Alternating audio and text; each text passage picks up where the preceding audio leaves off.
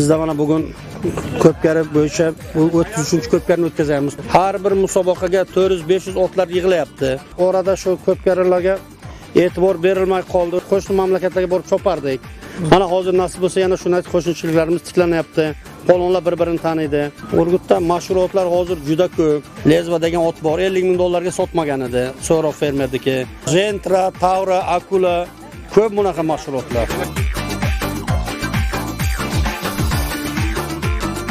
Samarqand viloyat Payariq tumanidan Mahmudjon bo'laman.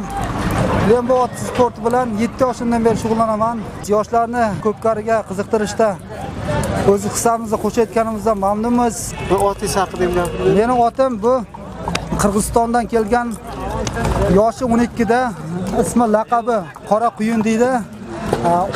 Ot juda menga o'rgangan, o'zim tarbiyalaganman. Otga mehr qo'ysangiz, ot sizni har qanday vaziyatda olib chiqib ketadi.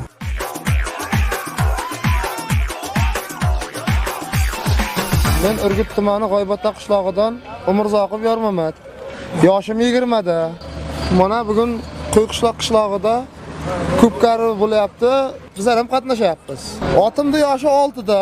3 yildan beri ko'pkari chavamiz. Otimning laqabi G'udor.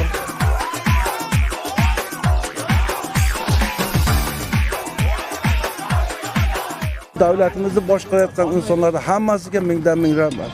Mana shunday o'yinni mana tashkil qilib berib turibdi, bolalarimiz o'ynab kulib, yemin erkin chopib turganiga rahmat. Yoshligimizdan ot chopdik. 15-16 yoshdan boshlab chopdik.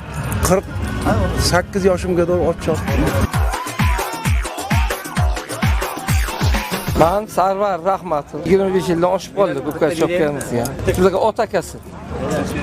Otamiz otasi ham ko'pkari chopgan. Toyir polvon deydi otamizda. Men 4-avlod. Polvonlik boshlangandan. Bobomiz hamdan polvon bo'lganlar. Vop qasob polvon bo'lganlar. Keyin dadam Toyir polvon bo'lganlar. Bu hayot dadam. Keyin akam bor. Sodiq polvon deydi. Ori polvon ustozimiz ukalarni chopyapti. Farzandlaringiz-chi? 3 ta farzandimiz bor. Endi ular asosida chiqadi endi.